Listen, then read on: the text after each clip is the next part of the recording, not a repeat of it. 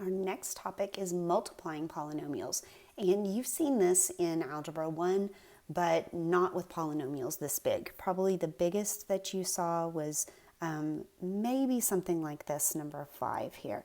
But in order to multiply, we're going to distribute each term of the first polynomial to each term of the second polynomial, and then combine like terms.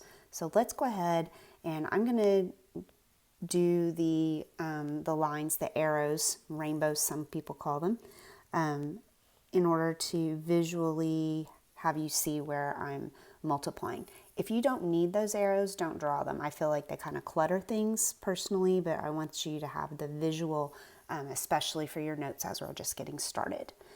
So I'm first going to deal with the pink things and combine those. An x and a negative x squared is going to give me a negative x to the third.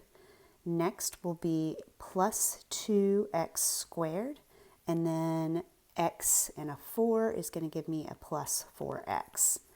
Moving on to the green, we have a negative 3 times a negative x squared is going to give me a plus 3x squared, minus 6x, and minus 12. Then we simply combine our like terms. I'm not going to do circles and underlines and boxes anymore. I think you get the picture on that. So negative x to the third, a plus 5x squared, minus 2x, and minus 12. And that's our combined final answer. Let's go ahead and continue with our degree, a 3 in this case. Our type is cubic based on that degree of 3.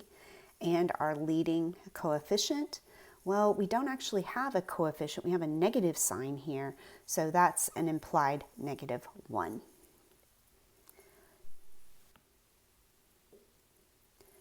All right, let's look at 3 terms, so a trinomial multiplied by another trinomial. This is the same thing that we just did, we just have to do it one extra time. So instead of distributing 2 terms to every term in the second polynomial, we have 3 terms to distribute. So we're going to start out like we did before and go ahead and bring in this next term, the second term. And then we're finally going to need to squeeze in a third set of lines. I'm going to make those orange. And they're going to go here. Now notice that, especially if you're using all one color, that's going to get pretty cluttered. So the sooner that you can get away from actually drawing the lines and you can just kind of visualize it in your head, the better off you're going to be. But please feel free to use the lines until you don't need them anymore. All right, x to the 4th and a 3x squared is going to give me a 3x to the 6th, and then a minus 6x to the 5th, and a minus x to the 4th. That takes care of the pink. Moving on to the green, I have a negative 10 and a positive 3, which will give me a negative 30 x to the 4th, and then negative 10 and a negative 6, positive 60 x to the 3rd, and a positive 10 x squared. Finally, the orange, our third set, will be 25 times 3 is a positive 75 x squared. 25 times negative 6 is a negative 150 x, and then a minus 25. Finally, combine like terms. Let's see how much we can clean this messy polynomial up.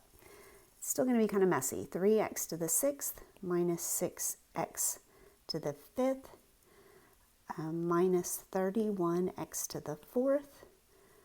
There's just the 60x to the 3rd.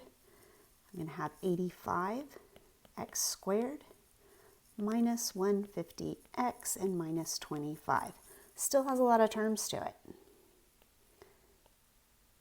Our degree is our biggest exponent, which happens to be a 6 for this one. And so our type, well, we are off of the chart that we did before. It ended at a degree of 5 with quintic. So this is just going to be a 6th degree polynomial. And our leading coefficient for this polynomial is the 3 out in front.